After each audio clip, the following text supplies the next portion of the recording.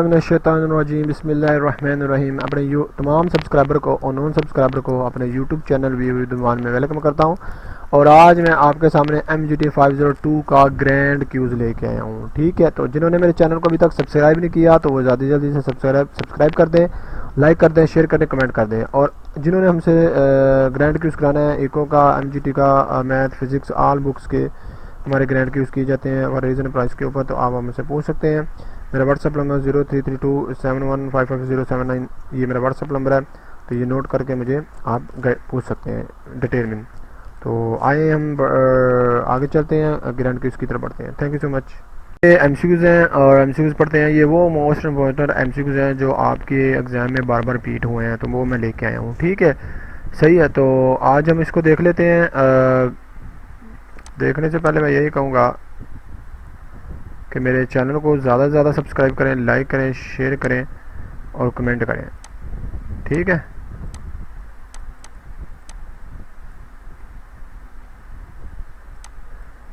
चलें जी।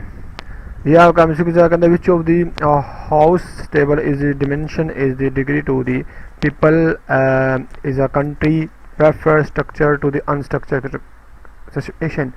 जो unstructured situation आ जाती है वो अनसर्टेनिटी में आ जाते हैं, तो अनसर्टेनिटी अवॉइडनेस आपका आंसर होगा। ठीक है, आगे देखिएगा क्या कहना है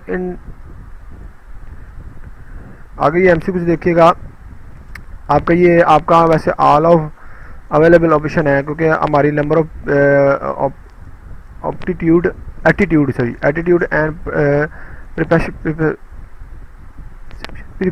रिसेप्शनल स्पीड आर दी करेक्टरिस्टिक। नज़र नहीं आ रहा, मुझे नहीं नज़र आ रहा, तो आपको कैसे नज़र आएगा बच्चे? इसको जूम कर लेते हैं थोड़ा। हाँ, ऐसे हाँ आएगा नज़र। ठीक है, तो ये अब अपनी रेजोल्यूशन थोड़ी तेज़ कर लीजिएगा। ठीक है, तो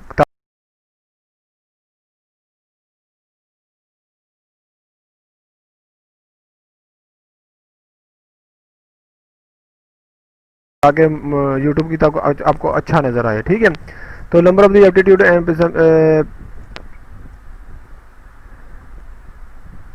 रिसेप्शनल स्पीड एज करेक्टरिस्टिक ऑफ किस में होता है? मेंटली भी होता है, फिजिकल भी होता है, इंटेलेक्चुअल भी होता है, ऑल ऑफ गिव ऑप्शन होता है, तो चारों ही होते हैं। ठीक है, आगे देखिएगा। कहता है job specification is an work attitude in the organization behaviour. Organization में जॉब स्पेसिफिक क्या है? तो इसमें इफेक्ट ऑफ दी आपका आ जाता है। एक मिनट है, जूम कर लेता हूँ थोड़ा।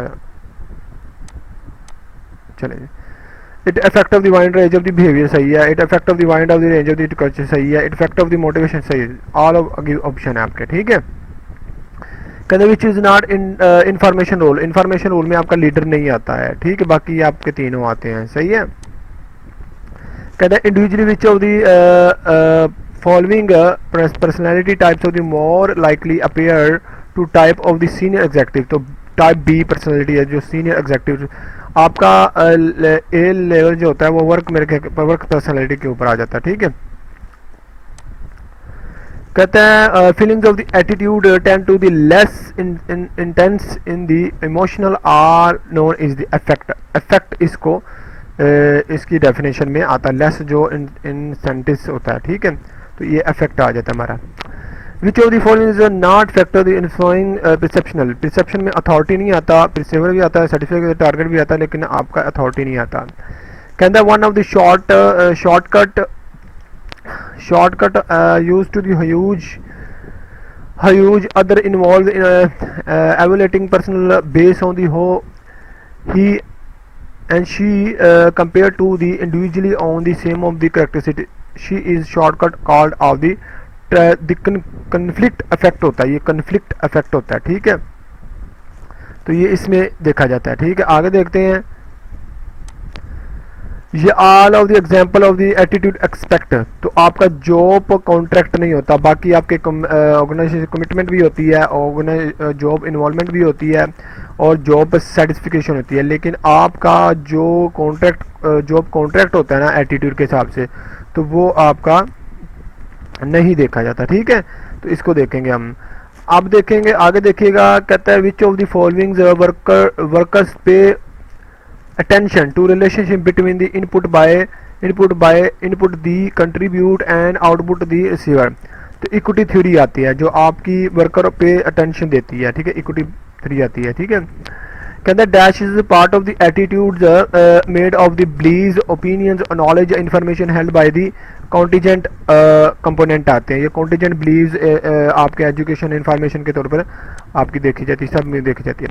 Emotional and people actually experience despite what they might display as known.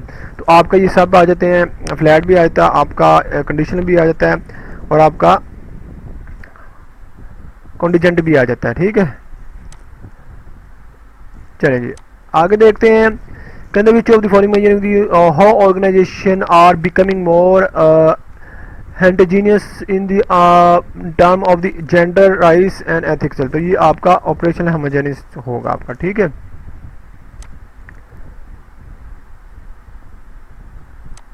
चलें जी कहता है mister Hamid work in the part shop. He is effectively committed to the company because of his involvement and emotional attachment with animals. The example of which of the following dimension of the organization? Derivative नहीं भी होता, कॉन्टीजेंट्स भी होता है, effective नहीं होता, ये none of give option है क्योंकि एनिमल में इसमें कोई भी नहीं किसी का है। कहता है an set of the expected attribute to the someone occupying a given option of the social unit is known as role। Rule आपका ये गिना जाता है, ठीक है।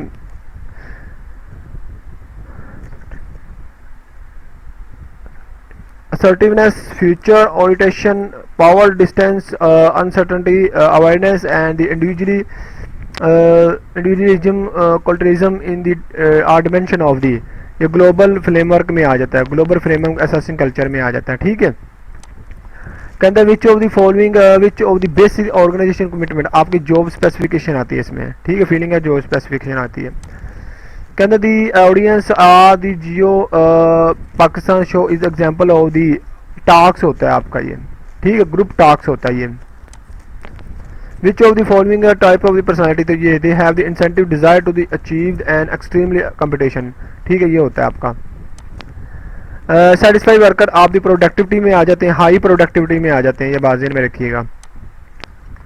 कहता है विच ऑफ द वही आ गया। अब दोबारा मैं यही कहूँगा कि मेरे चैनल को ज़्यादा से ज़्यादा सब्सक्राइब करें, लाइक करें, शेयर करें, कमेंट करें। Thank you so much. अल्लाह हाफ़िज़।